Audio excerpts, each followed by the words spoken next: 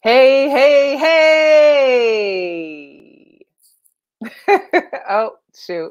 That's okay. There you go. What's up, You can mute my everybody? mic. Welcome back to Girl Chat Sports. We are Yes. live here on a wonderful Wednesday. Mo, how's it going? How's your week been? We're good. We're good. Yeah. The weekend is here for me. Yes. Shout out to our sponsors because I'm ready to Get it in. Let's go. Yes. Shout out to One Hope Wine. Thank you to Sabrina Moore. A little more to sip. You can check her out at www.onehopewine.com/Sibernia-More SIBERINA-MOORE. Listen, we've been over here. You know how hard it is to try and save a bottle over the course of some days, weeks. I can't even get in there. But listen, the bottle's gone.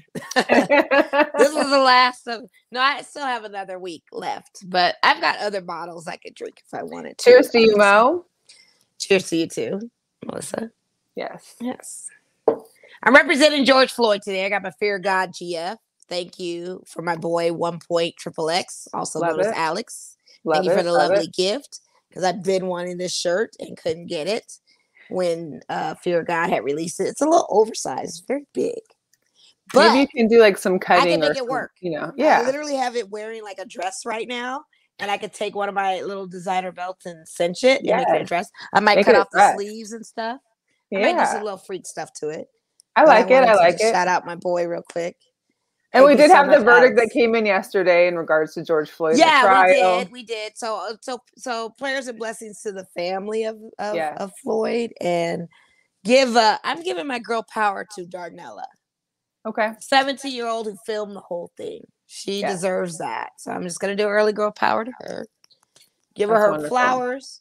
Pray for her too, because I mean, I don't know how I could be filming and feeling guilt at the same time of not being able to do anything, even though she did do something by exposing this to the world. And then the mental trauma she has after that too. So give her flowers on that. For sure, for that. And then also, wasn't she also threatened because she had taken that video as well? I mean, it's everything. It encompasses all. I'm sure she was threatened for taking that. Yeah, sure she was. And give her flowers on that.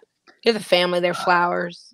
Yeah, watching those videos yesterday of the family after they heard the verdict was so emotional. I mean, the event itself was emotional, but seeing the family and how they reacted, I mean, it gives them some kind of hope, closure. Although we still have 8 weeks to wait to see what the sentencing is. Yeah, justice is with him being alive, to me, in my opinion. Justice is him being alive, along with Breonna Taylor, along with Ahmaud Arbery, along with Dante that just got killed, and Michaela, Adam Toledo, who had his hands up clearly in the video and got killed. Shout out to my Latinos and people of the brown community. That was theirs, for now, and many others I'm sure that we haven't heard about. But we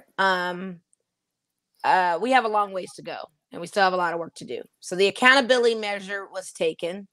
I want to see what the sentence looks like for this guy. Because that's where the message needs to come loud and clear that it's just not okay. And I'm waiting for that. So in the meantime, we have a small window of opportunity for that to make the change. Hopefully it does. But for now, we'll take those guilty verdicts. And I hope that helps with some of the family and their emotions. But us, we're still got to keep our nose to the ground, and we still got to fight the fight. Because it ain't a celebration. It ain't justice until there's a law passed that Black people don't get killed by cops or brown people or anybody of any nationality. So that's not justice yet till we see that. So I say I congratulate the accountability of this cop, getting the accountability measures of being proven guilty for this, because that's the accountability factor to it. But the justice still needs to come, and we're waiting for that. And we're not backing down from that. So we demand that. We still demand it. Yeah, but it's a very emotional. A very long way today. Long way to go. A long way to go, but it's still and we still got the 3 other police officers that were there with him that are needed to stand trial too. So let this continue to play out. Yes, absolutely. Yeah, their complicity is just as guilty to me. So, in my opinion, so they need to Definitely face that. And then you had texted me. You had texted me about my boy Mark Davis. Shout out to Quan. He tagged me on it. Yeah. You know, a lot of different athletes, celebrities, everybody's tweeting about this. And Mark Davis had tweeted that I can breathe. I can breathe. Well, he claims it was him. Now, how many times? I believe it was him. But how many times has Mark Davis taken over the Raiders Twitter account that we know of? That's my only thing. Is like, I just don't know. Maybe he's trying to keep it off the Raiders organization and say it was him. But wouldn't he have just posted that in his own Twitter? Why wouldn't he have just tweeted it himself on Mark Davis Twitter? Doesn't he have his own Twitter? I don't think he does. It just seems odd. I mean, I appreciate him for someone taking accountability for it, but it was just more like, why would you have posted it? That's like me posting what I want to post, but putting it on Girl Chat when. Well, let me tell you the context of where he was coming from now, because Mark is not wrong. It's embarrassing. And yes, it came out wrong. Yeah, I was pissed that it was embarrassing, but it wasn't even that it came out wrong. George Floyd's brother had put a long message in responding to the Raiders tweet, saying that they as a family can breathe now. Mark took that context to tweet in solidarity to the family.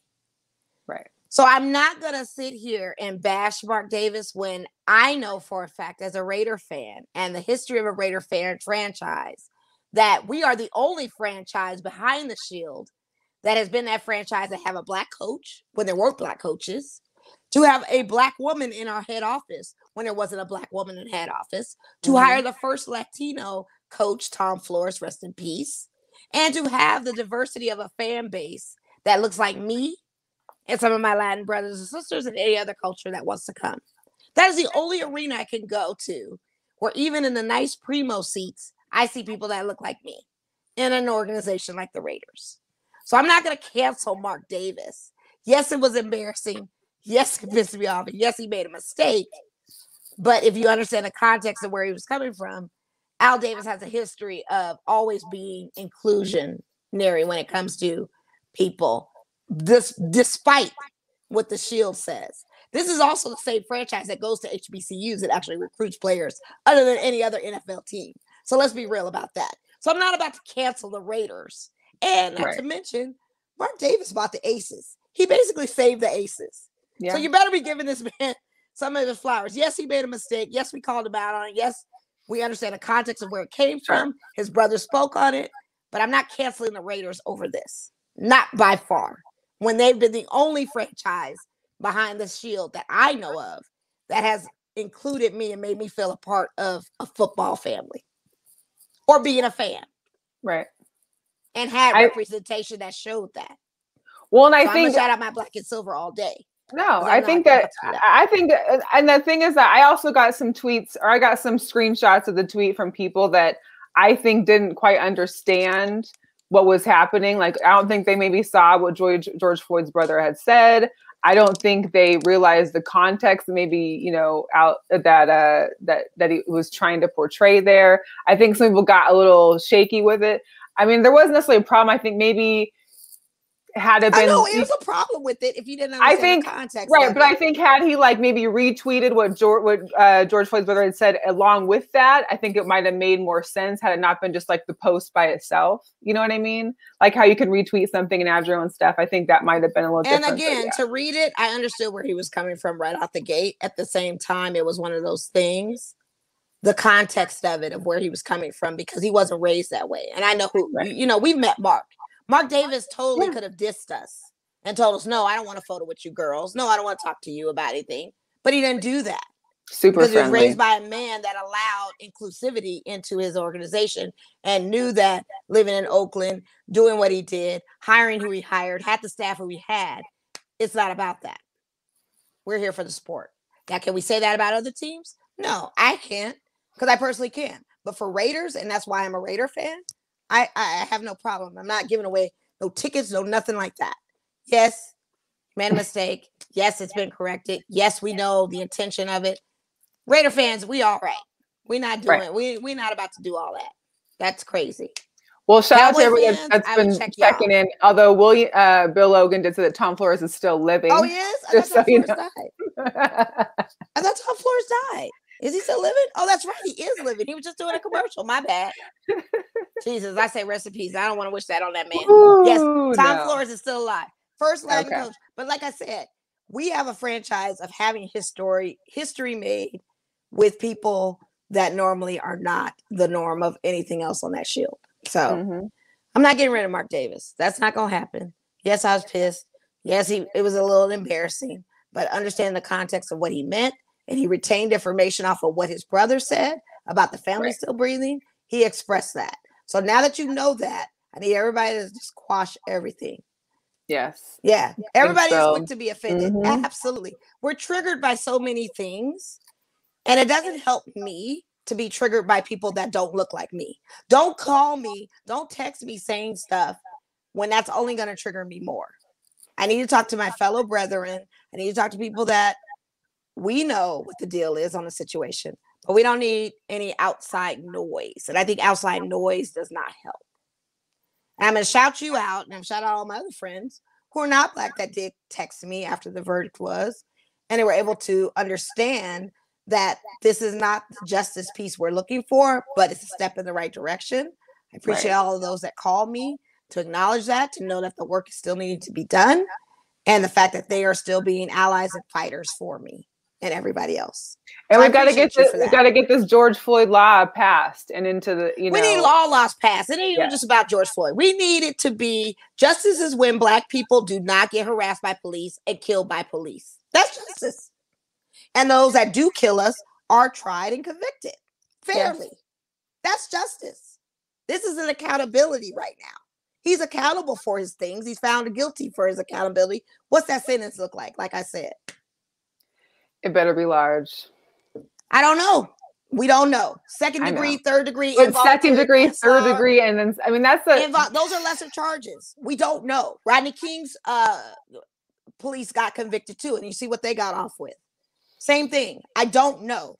But the thing I do know is that we can vote, we can fight, we can do all the things we need to do. We could reach out to our local Congress people, local senators, anybody in our state, and make these initiatives happen. That's what we can do. Yes.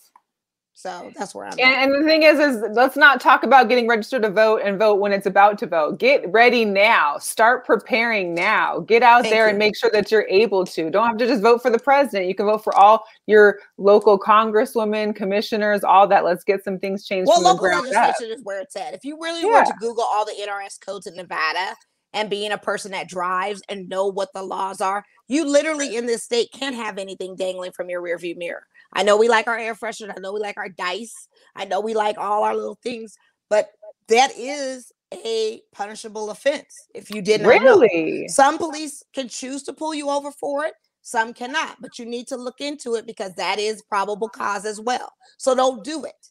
Educate yourself and know that when you're doing something, you know all the laws that's written. You know that the fact that if you pull me over, I want to know what the cost is. And if you didn't know, then you got to smarten up and know. So be careful of that because they can get a reason for anything. Just be educated enough to know if that reason is valid or not. That's my thing. All you got to do. It's all so don't hang nothing from your rear view because our guy just got killed over that. Don't do that here because people do. And I tell them like, hey, and personally, I got a ticket for it. I'm just saying. Really? See, I did not know that. Years ago. Wow. They pulled me over and said, oh, well, you got your air freshener hanging for your rear view that you can't have that. Can't have it. Yeah. So don't do that. You know, look at your NRS codes. Look them all up. It's a long, lengthy thing. It's a lot of information. And yes, it gets a little mundane, but know that there are things out there that are so punitive that you can have costs to get pulled over. So be careful. Be very careful then. Jeez. Yeah. No idea. And to Bill's point, shout out to Bill Logan. Yes. Yeah. Tired of being in the face of all of that for sure. Yep. They already there. They need to make change. Absolutely. I mean, they definitely need to make change. Hey, Dre. Shout out to you. Dre in the house. They definitely need to make change. Goose in the house too, so we appreciate that. Shout out to LTDB. But again, it's not justice until laws have changed. You know, you're gonna put out little ticky-tacky bills and stuff for other cultures and stuff, but you ain't done nothing for Blacks yet. So I'm waiting for that. That's my justice. When I don't have to have anxiety of walking out of my door. All right, so I see that our guest has popped in. Oh, we appreciate him, so we're going to get him on. I'm excited for this one. Yes, Let's Nick. welcome him. What's up, Nick? Hey, how's it going? Hey, ladies, my apologies for being late. I don't like making a bad first impression, but I apologize for being late. I heard it's your birthday, though. Yeah, it is. Thank you. Happy birthday, Nick. Hey! Thank you, ladies. I appreciate that. We're going to take a cheers for you right now, okay? Cheers to Nick. Hello. Thank you for joining us. We've seen you on a couple of our, local other shows out here too, and we've been following you and vice versa. And we love what you do. We wanted to get you on and hear from you and kind of, so give us like your story first of all. What got you into this sports entertainment media world and what's going on with you? Well, I'll surmise it the best way I can, so we don't take up too much time. But how I got in is basically I grew up writing, so I grew up into poetry. Of course, you talk sports. When I was young, in junior high school, you get on the yard. At that time, you get on the newspaper and you like, oh, okay, man, your team sucks. Man, your guy sucks. But man, hell no, this dude is horrible. You go back and forth. And then in the barbershops, you get into arguments in the barbershop. Everybody's an expert in the barbershop, so you and I didn't realize how much I was sharpening my skills at that time, but I didn't know how to get into the world of media. So, you go through life, you deal with different things. Like I've been to barber college. That didn't work out. I did model for about 4 years. I was signed to LA Models for like 3 years. Okay. Got a couple of, made some nice little money there, but then I realized I reached my ceiling and I had to figure out something else to do. So I ended up going back to school. And when I went back to school, I fell into an internship that led me to ESPN LA. And I ended up getting an internship. I was blogging, and this was back in the time where bloggers were considered the antichrist of journalism. Like they were not respected at all. Not like it is now. Like you just get on the computer and just type away. It's like, oh, you got followers. You know what I mean? So it wasn't like that back then. So, but I had, God rest his soul, Eric Wade, who was a mentor and a friend of mine, who had been a photographer in sports for about 10 years prior to me meeting him. Took me under his wing and said, hey man, I'm not gonna promise you the world, but whatever I do have, I'll share it with you. I'll give you advice. Whatever I feel like you need to work on, I'll let you know. And that's exactly what he did. And on it. So when I went back to school, I was going to school. I was working part-time. I was interning 21 hours a week, and I was covering events around LA. Nice. So I had, for the first 13 months, I had no life. People rarely saw me. I was just in and out, and I was hungry. But I always had an address. What I mean by an address is I tell this to people all the time. I shout out to DJ Head, because DJ Head was the one that pretty much gave me this info. I never knew that's what it was, but he's always talking about having an address. And it was like, okay, you got money in your account. You want to purchase something off Amazon. Okay. And you're like, well, Amazon doesn't want to give me my stuff. What's up with Amazon? Amazon is tripping. They're discriminating against me. They don't want me to have my stuff. It's like, no, you have to type in an address so they know where to send it to. Yeah. They can't send you your product if you don't know where it's going.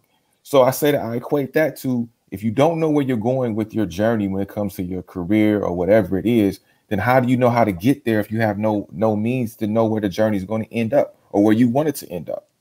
So that's how from day one, I looked at myself, I was young in the tooth, didn't have 25 cents in my pocket when it came to experience.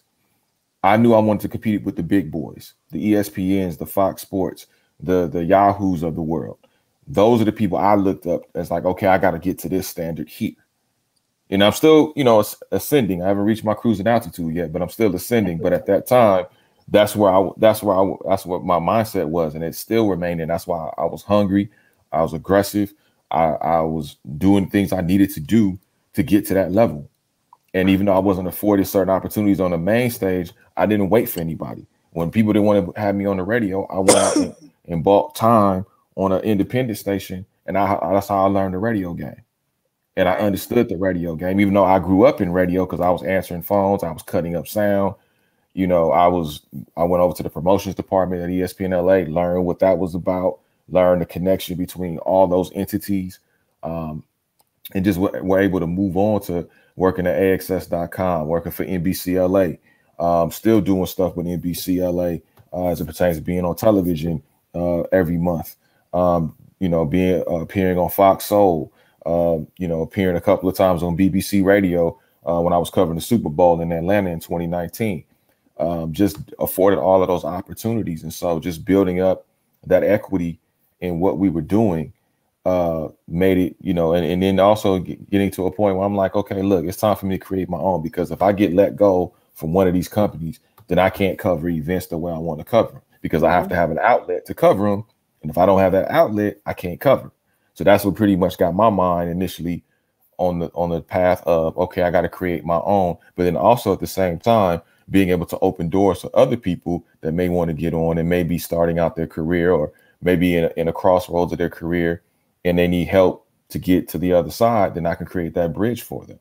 So that's another reason why I wanted to do that.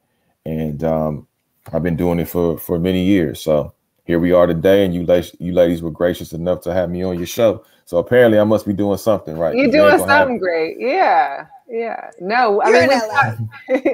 You're in LA. And plus Mola is everything LA, you know, so you're no wrongs to me. West Coast to the casket drop. Blue. There you go. West Coast to the casket drop. West Coast, yes. Yes. So Lakers, Dodgers, they do no wrong. How is it to be covering some of the teams that you grew up, like, you know, just being in awe of and being that super fan of? I lost my fandom probably about the third year I started doing this, because you start to see what goes on behind the scenes, and then you have to be in this professional mindset because you don't want to like fan out. And I won't lie, there's only two people I probably fanned out for, and I didn't let them see me do it, but Derek Jeter was one, because I was a huge Derek Jeter fan. Okay. And then obviously Kobe Bryant, the late great Kobe Bryant. And remember, you know, I lost my fandom because it was like, okay, now I'm in a different space. I'm on the other side of the rope, so to speak now. So now I have to kind of feel my way through that and then find my character that's going to be comfortable for me to be able to disseminate the information that I've acquired. So yeah, I lost that fandom, started, you know, just really getting to know the players, because I always wanted to get to know the players and see what makes them move, what makes them, you know, do certain things or say certain things. I was always fascinated by that, because these are human beings. They just have a God-given talent that's a lot of us don't have. So, you know, that's why we are so in awe of these men and women that have this God-given talent. I mean, we become fangirls or fanboys so quickly and so easily because we're just so enamored with the skills that they have, and we kind of somewhat live vicariously through them at times and feel like, okay, I'm gonna shoot the shot, Kobe for 3. You know what I mean? So you get an attachment, and you see them so much that it's just kind of a constant. So I get that. I totally get, you know. And they see you, most importantly, and there ain't too many of us in that spectrum. That's another thing I found out. Just because the secretary looked like this don't mean that's what the company is about. Yeah, that's very true. And I learned that lesson the hard way. And so I always too said, okay, why am I and one other person the only people of color or black folks in the room? Why is that? And this league is 70+% black, or this league is, you know, 40% black. Then why don't we have 40% black media in here? Right. You know, I will always toy with that. Mm-hmm. And I say, okay, when I get an opportunity, I'm gonna make my voice heard. And it doesn't mean I'm alienating anybody else. It doesn't mean that, you know, because I always tell people all the time, the good and bad in every race. I've had some good white folks that helped me out. I've had some bad ones. I had some good black people help me out. I had some bad ones, some good Latino people, so forth and so on. So you got to look at the person. You got to look at the structure and the energy of the person.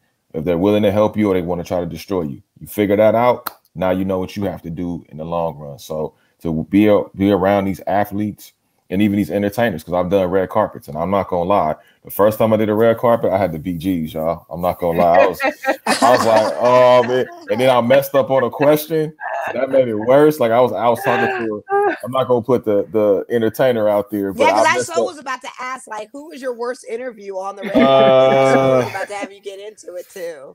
I'll say this much: 2 people I messed up on. One was the great Sandy Koufax. And I messed up on the question. Sandy. Yeah, I messed up on the question, and man, he was not pleased with me. And that was like my first red carpet, mind you. This is my first red carpet. Oh no. And I'm like, oh my God. And no. I cringe even to this day, even talking about it, because it's like it brings back memories that I don't want to relive. So well, that's okay. I've totally publicly embarrassed myself as a Raider fan this time, talking about Tom Flores. I thought Tom Flores was died. And I remember we celebrated his birthday last year, and for some odd reason in my mind, I thought he's died. Yeah. I mean, it happens, right? So I mean, I think I look at it like it's just one of those things where and there was another a woman who was an actress. And, I fumbled the question in, and, God bless her, because she was very cool about it. Her publicist wasn't that cool about it. And I almost because they got to do the work. They got to do damage control off of what the question. And I almost let some things slip out that, because you're not going to talk to me crazy. See, I'm a man first, and you're not going to disrespect me, because we could take this suit and tie off. And we could get, and this, mind you, the publicist, to be clear, the publicist was a man. So I want to be clear about that. I don't want people to think I'm trying to do something. No. No, I assume this publicist was a guy. This publicist was a guy. And I'm like, dog, we can go on this red carpet, and we can go behind this escalator, and we can go talk about it further. That's what you want to do. But I'll be damned if you're gonna disrespect me or talk to me like I'm like you gonna down talk me. I already feel bad enough as it is, bro.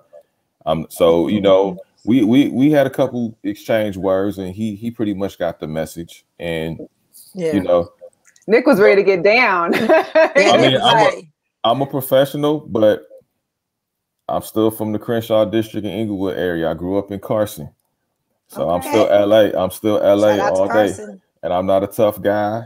I'm a very nice guy. I'm a very cool guy. I don't want no problems. Just no disrespect. That's all. You're just not gonna talk to me crazy. Yeah, it's just like the same thing with you ladies. You ladies, you ladies are professional, but there's a certain level that you're gonna tolerate, and there's a certain level you won't tolerate, and that's just all it is. Oh yeah, absolutely. Yeah, especially when they think that you're just doing a job. Well, that's beyond this. I really don't need this, to be honest. So if you want to say something, let's talk about it. But that's neither here nor there. Anyways, so Nick, let's get into a little bit.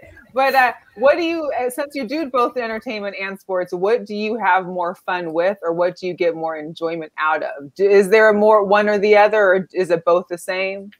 Not really. I like them the same. It just depends, because you can flip the script, and it's cool because in sports, because I do the entertainment side, I do the pop culture side, I can flip the question, because these athletes get so many sports questions. So a lot of times I'll come with community questions. I'll come with, if I see on their Twitter or their Instagram, they like hey man, what you think about, if I want to ask LeBron, hey man, I saw you bumping, Benny the Butcher. Like, what's your favorite track off Benny the Butcher? He's like, oh, it breaks the monotony. So I know how to do that, and just like I was talking to Dave Roberts, the manager of the Dodgers, the other day, and everybody was asking him all these baseball questions, which is great. I mean, he's a baseball manager, but I broke the monotony. I said, let me ask him something that's more life related, because he's always been kind of vocal about certain issues concerning, people of color and Black people and communities and things of that nature. So I just asked him, I said, obviously MLB has a serious issue with, less than 7% Black American baseball players in the league. But when you look at the managerial side, there's even less than that. So what do you see, how important is that to make sure that we have more, MLB gives opportunities to more managers of color, Black folks and more representation, and we're coming off of Jackie Robinson days. So we all know what Jackie Robinson said nowadays, for sure. Before he passed away in 1972. He said, well, I'm looking down the third baseline, I want to see more managers that look like me, more managers of color that look like me. So I felt like it was just apropos to ask him that. And he answered it very well. Dave Roberts is one dude I have a tremendous amount of respect for, because he's going to tell you straight. And if he wants to talk about something, he's going to talk about it to the fullest. And, I appreciate him for that. So even with the entertainment side, you can, an entertainer like, oh man, they may be a LeBron fan, or they may be a Kevin Durant fan, or Steph Curry fan. She's like, hey man, we think about Steph, man. He's having an MVP season, right? Even with the team being down. Oh yeah, man, Steph is great. And it breaks the monotony, because they've been asking all kind of entertainment questions all the time. Right. So let me ask you something that's a little bit different, especially on a red carpet, because you can ask more than one question most times. So I'm gonna ask you that first question. Obviously, what you're doing, and then I'm gonna get into what. Hey, I noticed that you kind of rock with LeBron James, kind of tough. Like, what is it about LeBron? Is it the basketball acumen? Is it the off the court what he's done with social injustice and things like that? Like, what do you admire about LeBron? You know, why do you rock with LeBron so much? And they'll get into it more than I can edit down. Yeah, which is great. So to answer your question, I like them both. I just feel like I have that flexibility to be able to break the monotony, and hopefully they appreciate that. Yeah. No. Mm-hmm. I believe that. How does it work with you interviewing like Dave Roberts or anybody else in that media sect? With other media personalities, are you getting along with any of your other fellow counterparts when it comes to that, or is it very competitive when it comes to the Q&A portion of getting to the athletes? Like, who's the most accessible? I know those that are like with LA, like, you know, local news media are very accessible, or those and that kind of thing. But in your media sect, like, who is accessible with you, or is there like a competition when it comes to that? Well, it's all competitive, but I think when you look at, you know, I try to be cool with people who are cool with me. You know, I don't come in there arrogant. At least I don't, you know, I'm very quiet. I'm very observant when I come into a room. Sometimes people, you know, can mistake that for, oh, he don't want to talk to. No, that's just my natural. I'm a natural born introvert.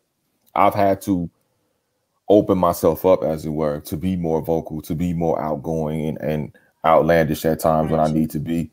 But I'm a natural born introvert, so I could sit in the room in a party going on. I could be chilling. There's nothing wrong with me. I'm just observing. That's just I'm quiet. That's just me. People watch. Are you a Libra? That's my favorite thing. I need to know if you're a Libra. Are you a Libra? This is your birthday this month, I'm a borderline right? Taurus. Yeah, So I'm a Taurus by Aries, 3 Taurus. hours. See, I don't know about that too much on the Taurus side of that. Yeah, but I wonder about the sit observation type thing. That's why I was like, Libras, we kind of do that too. So I'm that kind of person, but I think, you know, it's competitive. I mean, it depends on the sport. Like, I get along with quite a few people. I've been able to forge relationships with people. Baseball writers, some of them are kind of weirdos. I won't lie, they're weirdos. they think they're, you know, because they know the X's and O's and the strike zones and all that stuff. And it's like, dude, that's cool and all. And I don't disrespect your job, but at the end of the day, like, people don't really give a damn about that. People care. People want to be able to, where you can relate to them as much as you can relate to the subject that you're trying to cover. And so it gets tough because with these Zoom calls, sometimes we don't get called on as much as we should get called on. They call on the same type of people. And my fight has just been Black-owned media. A lot of people talk about Black media, which is important, but Black-owned media is just as important. Case in point, with the Los Angeles Angels of Anaheim, who I think are a fantastic, you know, PR organization. I think the PR staff is fantastic. They've afforded me a lot of opportunity. I've been covering that team for 8 years. I'm the only Black-owned media outlet that covers that team. Wow. Very interesting. When it comes to the LA Dodgers, which I've been covering that team for about 3 seasons now, I'm the only Black-owned media outlet that I work with, myself and another gentleman. We are the only Black-owned media outlet that covers that team. On majority of the calls, I'm the, as they say, I'm the Jackie Robinson of the calls. For sure. And that's here's the thing. I don't like that.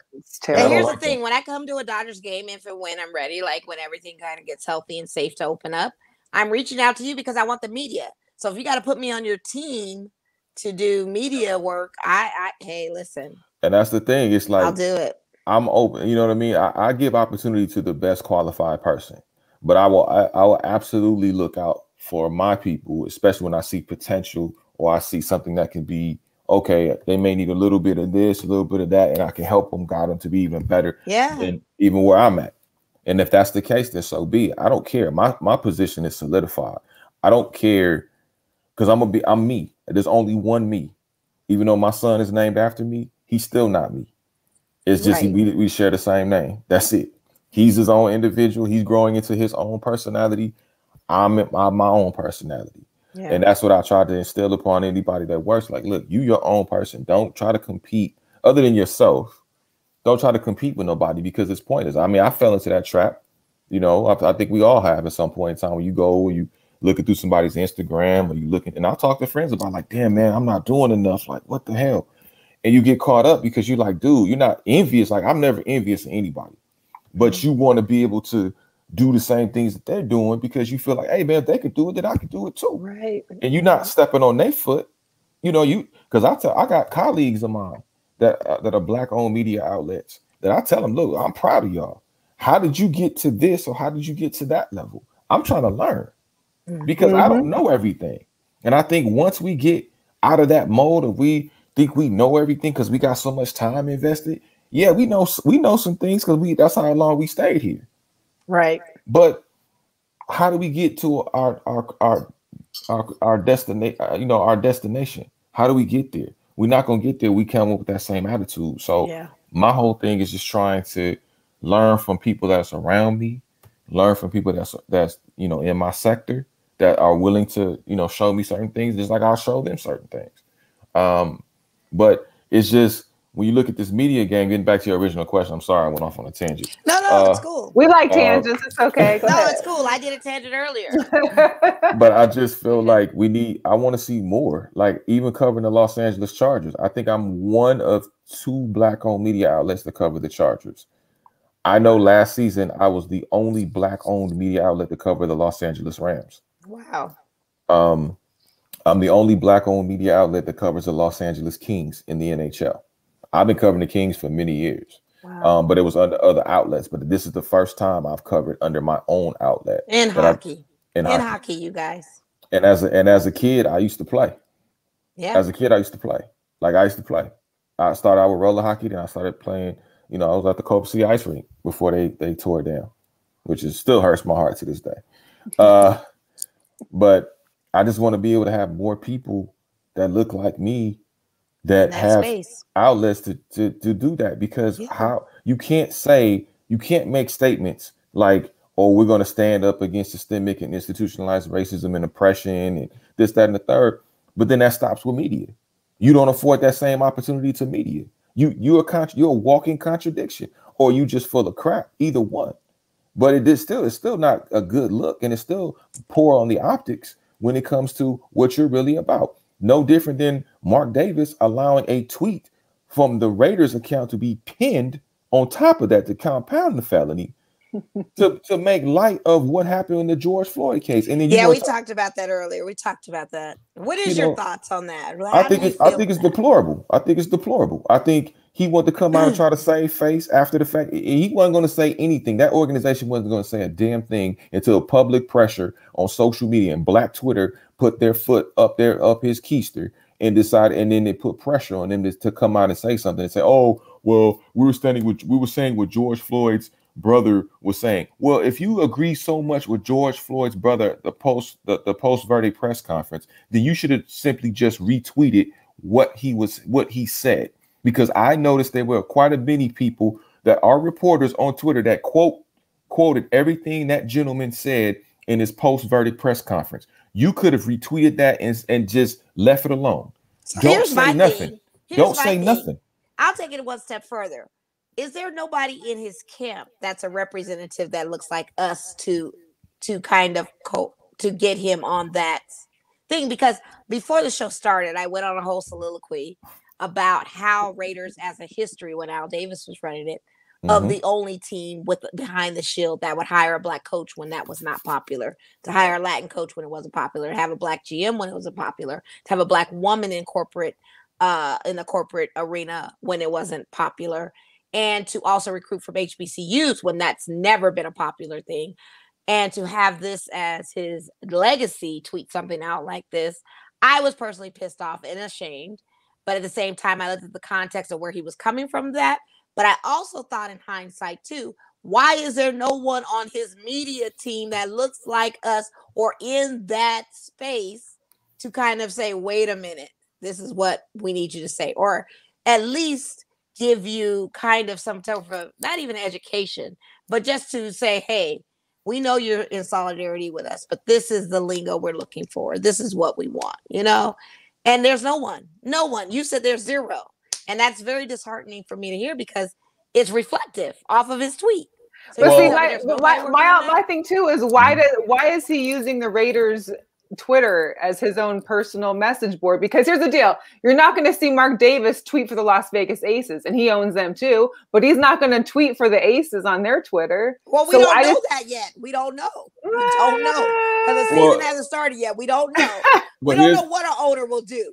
I can understand where you're coming from. We don't know what an owner will do because Mark Davis has never tweeted in the history of us even moving to Vegas. He hasn't put out one tweet on anything. This is the first tweet he's ever done.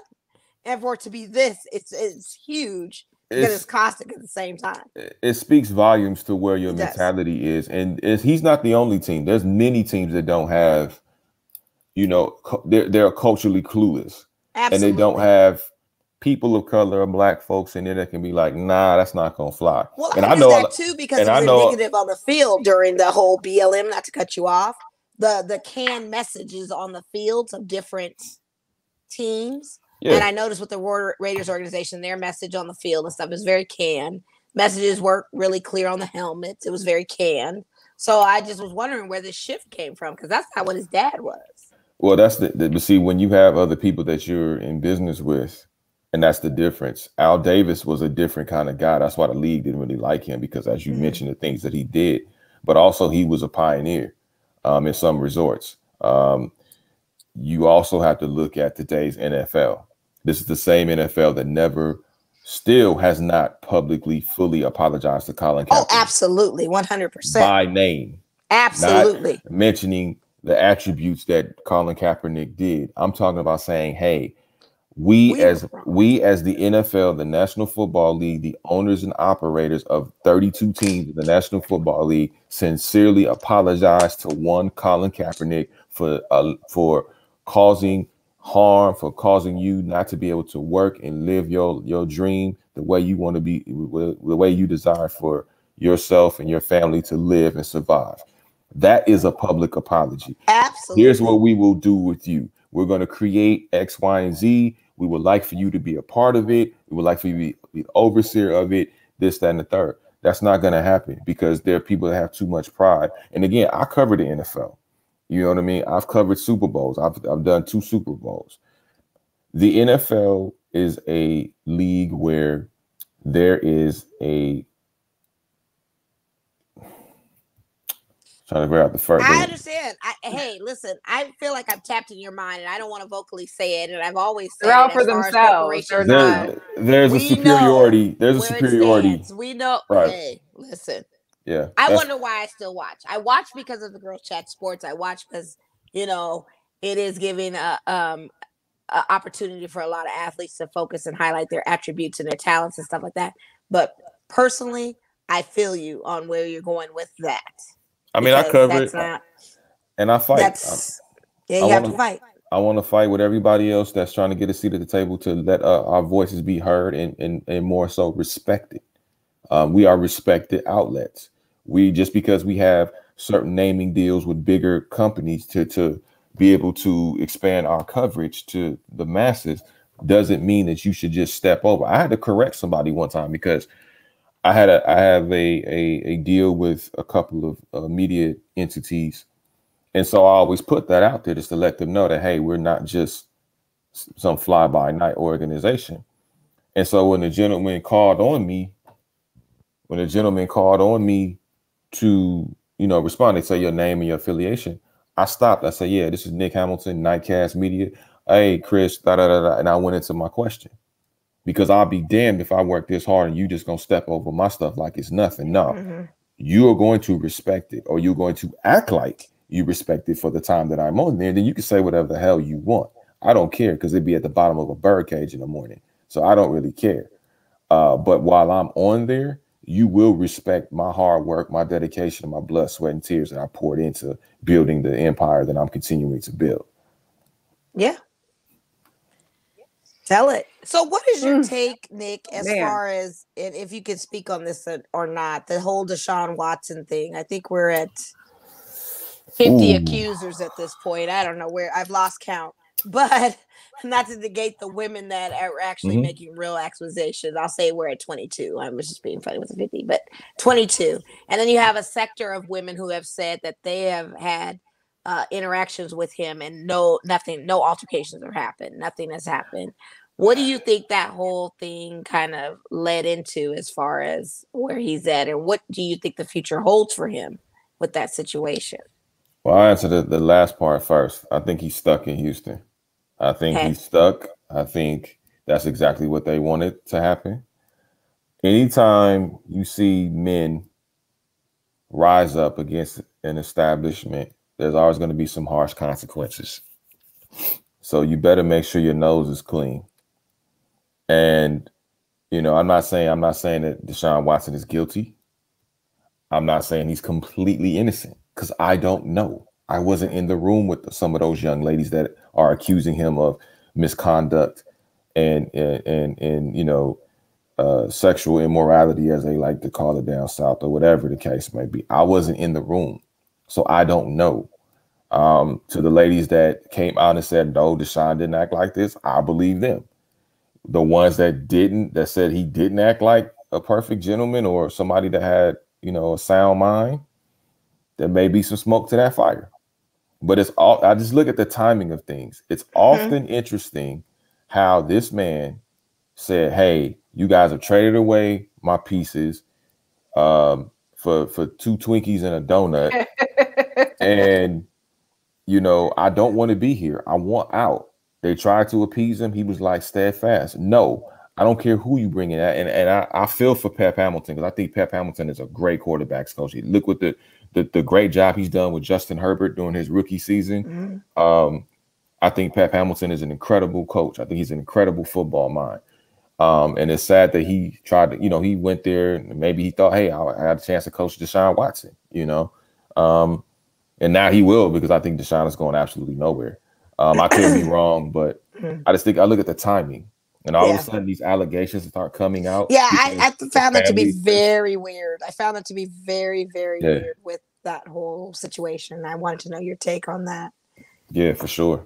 Well, I mean, there's not like any it's not even like a bunch of police reports. Like, how do you have all these civil lawsuits, but you got nothing coming in on the like verification and proof side? Like, you know, I could make a bunch of accusations right now, but if I don't got nothing to follow it up with, like, it's just ridiculous. Yeah, you would think these women would have pressed charges of some sort to say, hey, this man violated me in this particular way.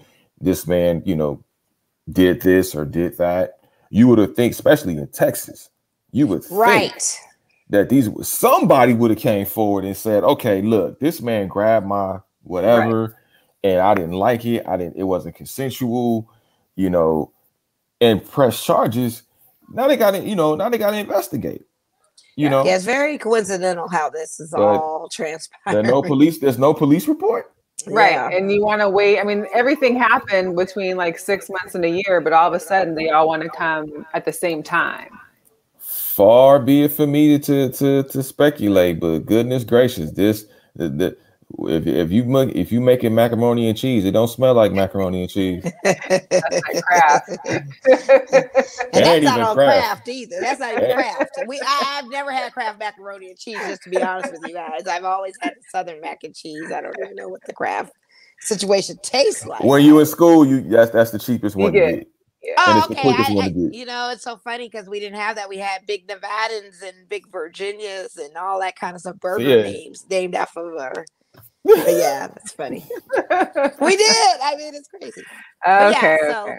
Interesting. So you also talked about the Dodgers. I want to just touch on you real quick because coming close to that end.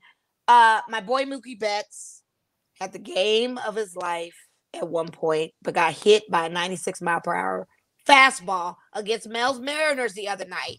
And wait, can we just take a quick time out, because I'm wearing this to give my guys their mojo back. It's the 1997 Western Divisional Championship. So I'm just saying, like, first of all, the Mariners are number 3 in the Major League Baseball. That has not happened, if not ever. I don't care about a ring right now. I'm not even worried about that right now. What?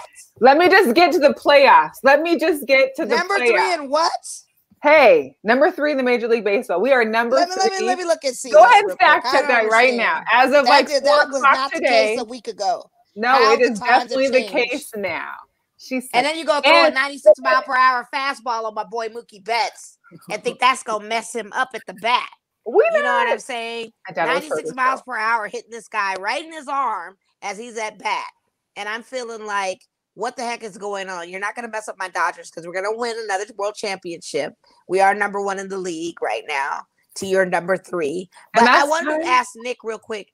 Has that been the story right now as far as Dodgers camp goes? Or what is the story with Dodgers? I need to know. Not really.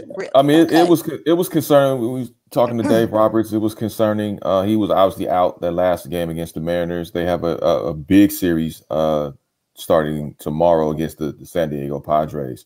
A series that they won in San Diego, which had a playoff-like atmosphere. Which was some incredible. There was 3 incredible games, and I hope we get 4 incredible games at Dodger Stadium just like that. Because that Friday night game should be a 30 for 30 at some point. Because that 12-inning duel, where it was like, hey, nobody's going home. Somebody's walking away a winner, and Corey Seager was like, I had enough of this, and hit a 2-run blast, and said, okay, night, see you in the morning. Those type of games between, Trevor Bauer and Blake Snell, who I call Blake Snell is Thanos. He went to my high school. Yeah, listen, Blake Snell is Thanos to the Dodgers, and the Dodgers are the Avengers. Yes, we are. But at the same time, I look at this Dodger team, and I'm like, this Dodger team is so incredibly deep. The only thing that kind of concerns me still is the bullpen. I think they'll get better with time. I'm not sold on Kenley Jansen. I'll be completely honest with you. Yeah, but he's had a better closing inning, though. He hasn't really disappointed. Not better than David Price. Not better than David Price. Right. Yeah, listen. Hey, Dave Price didn't play with us last season. You ain't got to convince me on Dave Price. I'm already knowing. That's another Red Sox player that we acquired with Mookie Betts. I was waiting to see this guy perform. I was trying to hold out on Kenley. I thought Kenley should have been gone after last season, but I wanted to give the brother a chance. So far in our opening games, he's been okay as a closer. I'm not sold, but I'm safe to say we've had big lead runs too. So it's not like he's under pressure when he's closing out. I need to see the under pressure game to kind of determine that. But Dave Price definitely is, yeah. I mean, the Dodgers are red hot, man. They're just a complete team. I mean, as the season progresses, I mean, there's going to be injuries, obviously, but you have so many arms with Julio Urias, Dustin May. Dustin May, yes, my redhead guy, yes. Blake Triton, Tony Gonsolin. Yeah. David Price can come in at start at any point if Dave Roberts needs him to start. And the beautiful thing about David Price is beyond the things he's done off the field with the Players Alliance and bringing more willingness to, Black issue, communities, Black and brown communities and things of that nature. The fact that this man is willing to take any role that he is designated speaks volumes to him, not just as a baseball player, but as a man. And the advice he's willing to give to the younger pitchers is remarkable. And that's why he's having so much success, because that good energy is just giving right back to him. And that's why the Dodgers have been on the winning end. I love the organization. I love the Dodgers organization. I think Andrew Freeman deserves a lot of kudos for all the years that he took, the hits that he took during those years. I gave him hits too. I gave him hits. I gave him a couple. We all gave him smoke. I gave him a couple. I gave Andy Freeman smoke, for real. But I think the difference maker is when Farhan Zaidi finally left the organization and it was just Andrew Freeman's organization. Gotcha. I think he had a lot more freedom to do what he really wanted to do now, because he didn't have to share that responsibility anymore. And Andrew Freeman is an alpha. Leave Andrew Freeman in the room and let him be. He knows what he's doing. Let him be. He don't need no help. Let him be. And I think Stan Kasten and the Guggenheim partners and Magic did a phenomenal job bringing Andrew Freeman out here and being able to build this team the way they need to build it. Yes, they were cheated out of a World Series championship many years ago, but at the same time, previous seasons. I mean, not from last season, the season before. No, with the Astros and everything. I mean, I could go down the list. But you know what? What's done is done, and every team, every team goes through it. And I think now they can be on the verge of a dynasty, much like how we saw the San Francisco Giants, win 3 championships in 5 years. I think we can see something like that with the Dodgers. They'll create their own little dynasty in today's age because they're so immensely talented. And Cody Bellinger still hasn't returned yet. So when Cody Bellinger comes back, when Belly comes back, it's a wrap. Yeah, so, for sure. You know, it's just it's a beautiful thing. I mean, AJ Pollock is staying healthy. He's playing well. It's you know, it's you know, it's good to be out there and you know, opening day and being out there, period, just to see fans starting to be ushered back in. And I think Are it's they a great currently sign. at 30%? What's the I believe capacity right I now? believe 33%, if I'm not mistaken. Until obviously the tiers continue to rise as the cases continue to subside. And obviously more people are getting vaccinated. So you know, people are doing what they want to do, and the cases are not rising, which is a good thing. And so I think that's going to be beneficial to allowing more and more fans to come back. So when June 15th, California is scheduled to open all the way back. At the latest, maybe June 30th, where every single thing is back. I think that's a good sign, and I think that's a sign to things to come. Whatever this new normal is going to be for us, we'll be able to get a step closer to being involved in that. So, yeah, I can appreciate that, and not for nothing, Mel. I will say you were kind of wrong on the third place. You guys are actually in second place for the American. Someone must have just lost then, because we were in third. We inflated it. Yeah. So second place for American League West for the division. Okay, let's be real. So for the entire MLB, you guys are ranked 6th, which isn't bad. 11-7, we'll take right now. We'll take it. Listen, you got a long season. Listen, but I'm just happy because usually at this point in time, no matter what, we still under 500. Clearly, we are way above 500 now. So I'm gonna keep on with that. Absolutely. It's not 14-4, but I mean 11-7 would do. Of course, yeah. But I mean, hey, if you can win if you can beat one of 2 games against the 2 last championships in Major League Baseball back to back, we'll get the Astros 1-1, to the Dodgers 1-1. Like, I'm with it. Like, that's something that I can be proud of as a Mariners fan. and have that proud moment, because it's only temporarily. So let's just I'm gonna have a drink to that. And when we get to the real and see that you guys end up being under 500 and back to the bottom. Listen, this is the one team that struggled in Seattle for my entire life. So let me just have this one time where we I'm giving you your flowers. I'm giving you kudos. It's been a tough road for these guys. You guys are third place in the American League West. Congratulations. Third place. I love it. You said second. What happened to second? Now you dropping me back down? Second. Yeah, American League West, second place. And to Nick's point, not like 14-4 like my boys in blue. That's number 1 and everything. But hey, we'll take it. We'll definitely take it. Nick, I mean, we didn't even get to any topics. I mean, we got on a lot of good, like I said, when I hit you up, I was like, we just kind of flow organically and just go as it goes. So we appreciate you. But I did want to get your take on what's happening out as far as the MVP for the NBA race right now. It's, you know, because Steph's had this amazing month. He's broken records, made history, but then you still got the rest of the guys in the league. Is there something that you foresee? Because we're in the playoff push now. Everybody's really pushing hard now to get into that playoff picture. And players are getting hurt as they're pushing. Yeah. For sure. And staying hurt too, unfortunately. Yeah. I mean, you got to look at Joel Embiid. I mean, Joel Embiid is really still come back from injury. You got to look at, the Joker. Even though the Joker ain't the best looking guy, I think that's what throws a lot of people off. I think that's the MVP, honestly. He's not the best looking guy. He's kind of, he's kind of doughy. So people look at that like, nah, that dude can't be MVP. Nah, hell no. I definitely feel like he's the MVP. I think he is the MVP. I'm sorry. But I think if you're gonna put Steph Curry in the MVP conversation, and you're gonna put some people are putting even Luka Doncic in the MVP conversation, then how come you don't put Paul George in that MVP conversation, especially with the numbers that Paul George has been putting up and battling through injury? And Paul George is the top three team in the Western Conference, right? So, and I'm just saying, I'm not saying these guys should win an MVP. I'm just saying being in the conversation. I think it should go. To me, it's probably going to come down to the wire between Embiid and Joker. And they're probably going to look at where these teams are ranked by the time the season's end. And that's probably going to determine who the MVP is. I would be surprised as hell if they give Joker the MVP where Denver currently sits right now. Even though I'm not saying he doesn't deserve it, but I would just be surprised based upon previous track records of how they've been able to manage MVPs as it pertains to players and where their teams are. Because it's been a very subjective. There's no like rules to it. Like, what is it's more of a definition of what is MVP to you.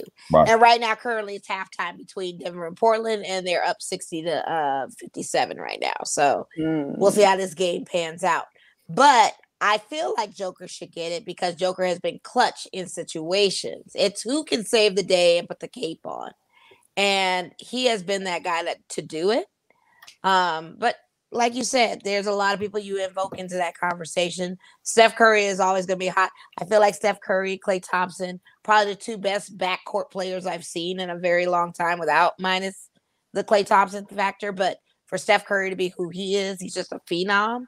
But people were saying LeBron before he got hurt, that he should be the MVP. So it's this whole subjective thing. And he was. If you look at the value of, do you put it on the value of who do you want out of this whole Scott list of players? Everybody's going to pick LeBron. That's where it gets subjective. Like, who do you vote for MVP when it comes to that? Yeah, definitely. So it's just interesting. And because Steph Curry's hot now, it's just the media wants to put out there like, oh, he should be MVP. It's like the Rookie of the Year thing. We knew Melo had it, and then he lost it. So now they're looking at Anthony Edwards. Which they should. I still think, which they should. Because he's been balling like crazy. Ant-Man had the dunk of the year. Yes. He's been balling like crazy. Now, Miles Bridges is very close to that dunk of the year. And then Paul George is right behind them for his dunk of the season. So yeah, but he ain't a rookie, though. So if we look at the Roys. Oh, no, I'm not saying dunks. I'm saying as far as his dunks. Okay. But rookies, Ant-Man, to me, was Rookie of the year. Yeah.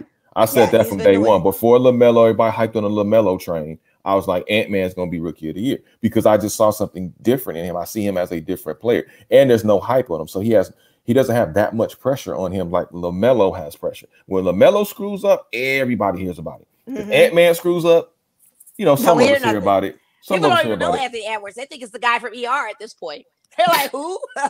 Well, we know him now because anytime you get a nickname, people know you. Yeah. So we know Ant-Man now. Yeah, we do. Nick Hamilton, thank you so much. But so everybody knows, I mean, I know your tagline's up there. That's your Instagram or Twitter? It's Instagram, right? My Instagram and Facebook are at Nick Hamilton LA. My Twitter is now at Nick Hamilton 213. Oh, okay. Rep it. I got you on Twitter because I tagged you.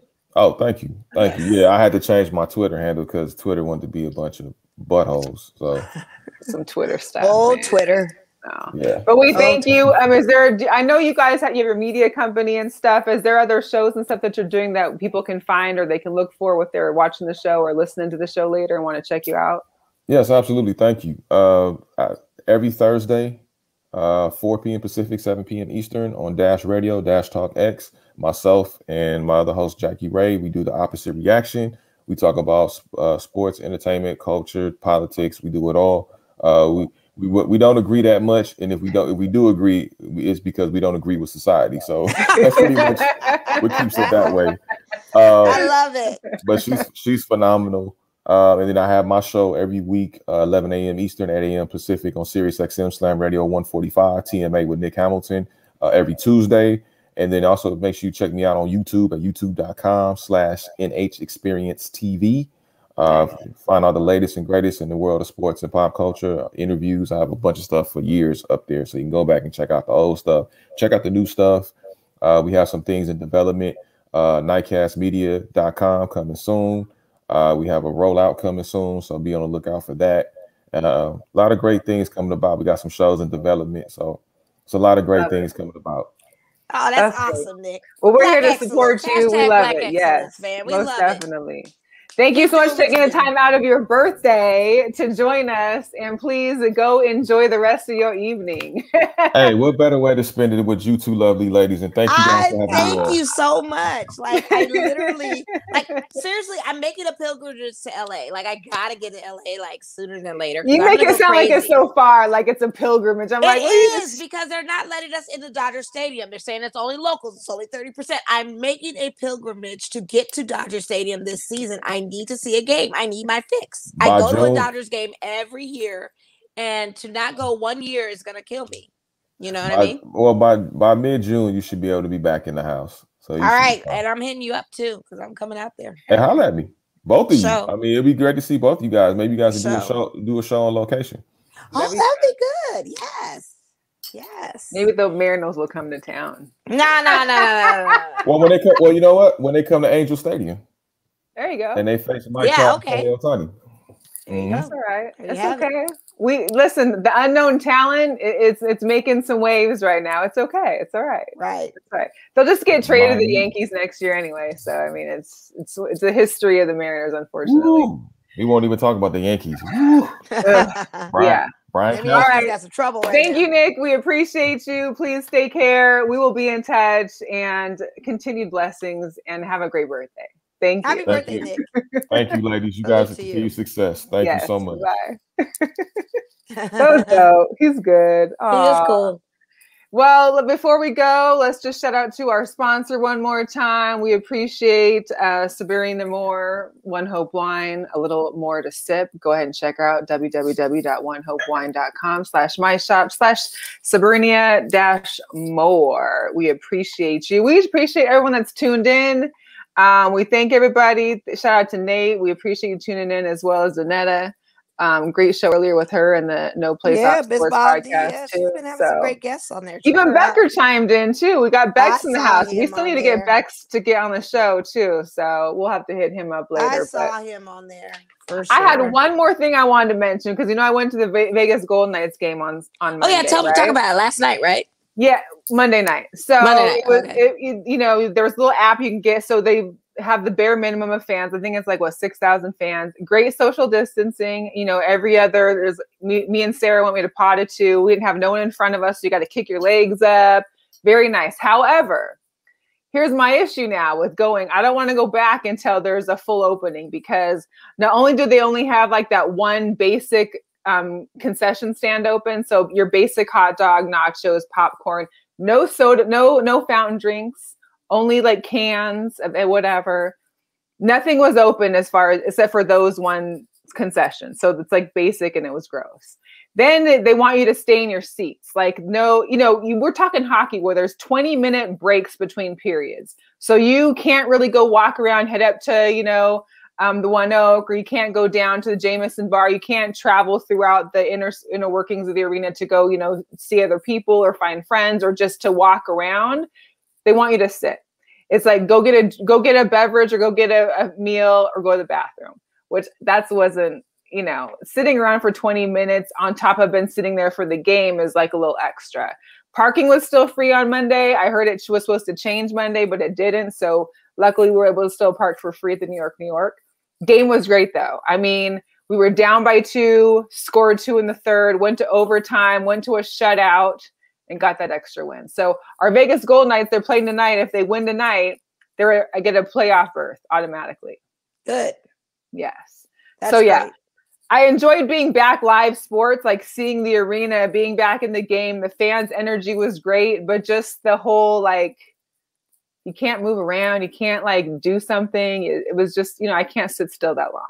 So that's a 3-hour game. Here's the thing. I mean, all arenas are doing different rules. The Lakers just announced you can't even go to a concession stand, so you can't even eat there. So, I mean, all these different little measures that you're taking for all these arena things is very interesting to me. Oh, and you can't bring a purse. No purses. Right. No a bags. lot of the arenas are like that. No Not bags, even no clear purses. bags. And I'm fine with that. I mean, Carrie's got all the doggone jeans and stuff they make these days. The pockets are deep in them.